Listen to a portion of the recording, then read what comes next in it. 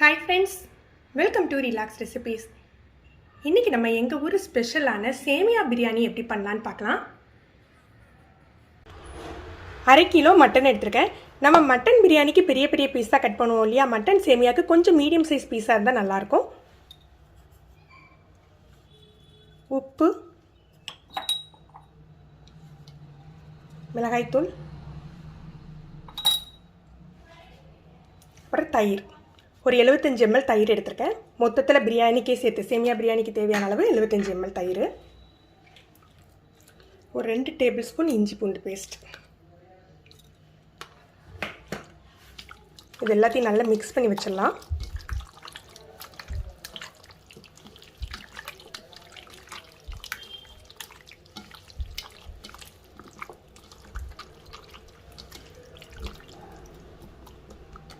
இது ஒரு 1/2 மணி நேரம் ஊறட்டும். இன்றைக்கி நான் அணில் சேமியாவில் தான் செஞ்சு காட்ட போகிறேன். எல்லா இடத்துலையும் கிடைக்கிறதுக்கு வசதியாக இருக்கட்டும் அப்படின்னு சொல்லிட்டு அணில் சேமியா எடுத்துருக்கேன். இது பாக்கெட் பார்த்தீங்கன்னா 180 கிராம் பாக்கெட்.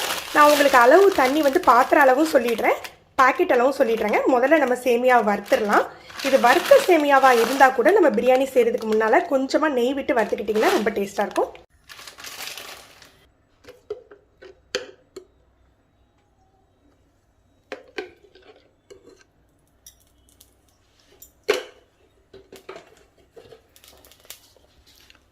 நம்ம 2 ஷிஃப்டாக போட்டு வறுத்து எடுத்துக்கலாம்.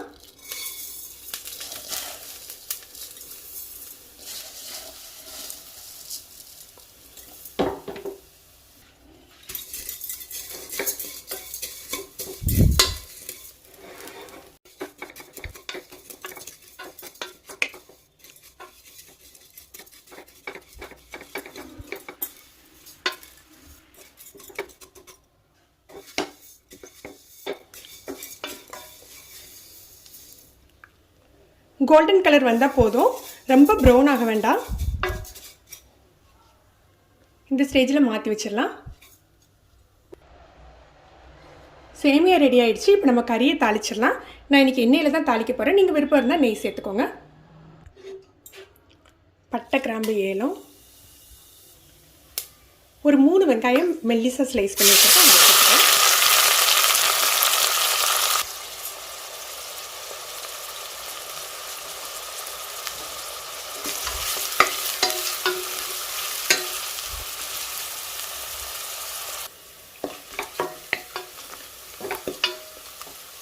மட்டனில் ஏற்கனவே இஞ்சி பூண்டு பேஸ்ட் போட்டிருக்கோம். இப்போ 1 ஸ்பூன் மட்டும் சேர்த்துக்கோங்க.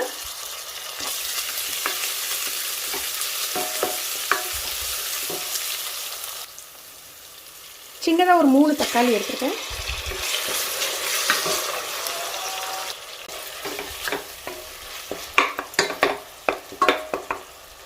வெட்டி வச்ச மல்லி, பச்சை மிளகாய் சேர்த்துலாம். நான் இன்றைக்கி 3 பச்சை மிளகாய் சேர்த்துருக்கேன். காரத்துக்கு தகுந்தாப்புல சேர்த்துக்கோங்க.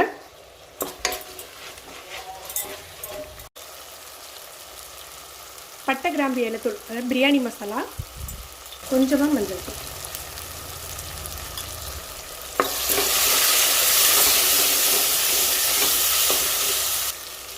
இதில் எடுத்து வச்சு இந்த மட்டன் சேர்த்துடலாம்.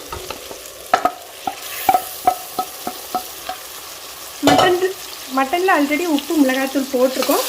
அதனால் பார்த்துட்டு உங்களுக்கு காரம் தேவைப்பட்டால் போட்டுக்கோங்க.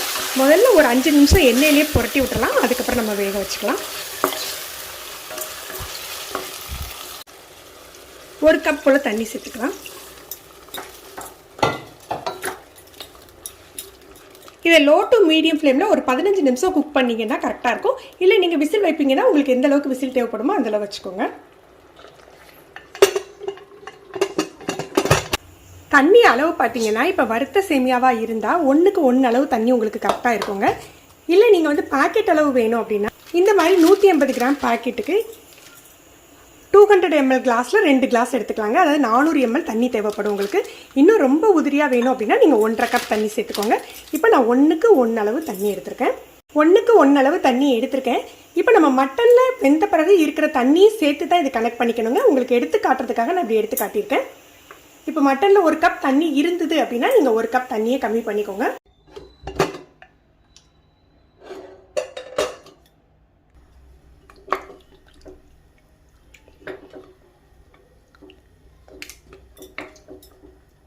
மட்டன் குக் ஆகிடுச்சு. இப்போ நம்ம சேமியாவுக்கு தேவையான அளவு தண்ணி சேர்த்துக்கலாம். இதில் பார்த்தீங்கன்னா உங்களுக்கு 2 கப் தண்ணி ஏற்கனவே இருக்குது. அதனால் நம்ம எடுத்து வச்சதில் 2 கப் கம்மி பண்ணிவிட்டு சேர்த்துக்கலாம்.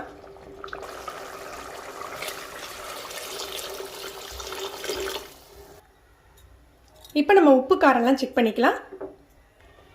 இப்போ சேமியாவுக்கு தேவையான அளவுக்கு உப்பு சேர்த்துக்கலாம்.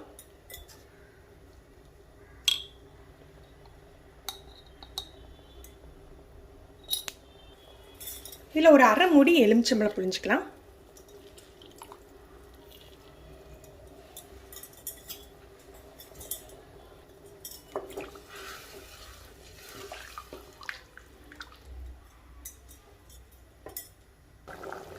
இப்போ சேமியா சேர்த்துடலாம்.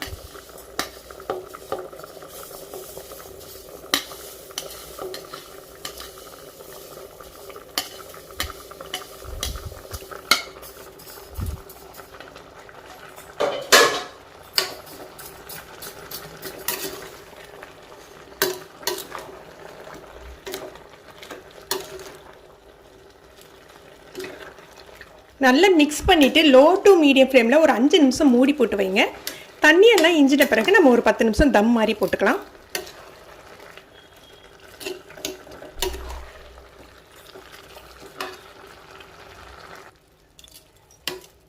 இப்போ லோ ஃப்ளேமில் ஒரு 10 நிமிஷம் தம் போட்டு வச்சிடலாம். ஒரு தோசைக்கல் மேலே வச்சு நம்ம டைட்டான மூடி போட்டு வச்சுருவோம்.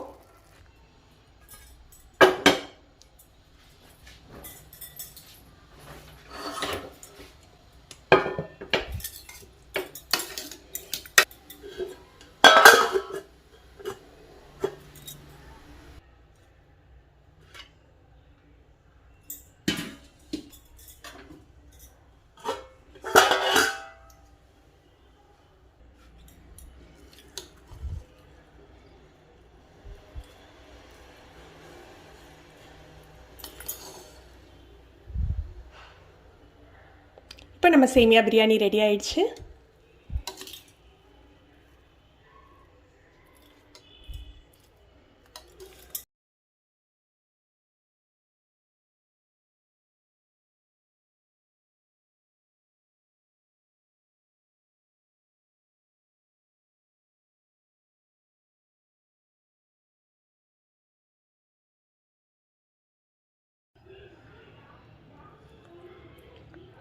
ஒரு 5 நிமிஷம் செட் ஆனாக்கே உங்களுக்கு சேமியா பிரியாணி நல்லா பொலன்னு உதிரி உதிரியாகிடுங்க. பாருங்கள் எப்படி இருக்குன்ட்டு. ஃப்ரெண்ட்ஸ், நீங்களும் இந்த ரெசிபி ட்ரை பண்ணி பாருங்கள். இந்த வீடியோ எப்படி இருந்ததுன்னு கமெண்ட் பண்ணுங்கள். இந்த வீடியோ உங்களுக்கு பிடிச்சிருந்ததுன்னா லைக் பண்ணி உங்கள் ஃப்ரெண்ட்ஸ்க்கெலாம் ஷேர் பண்ணுங்கள். தேங்க்யூ.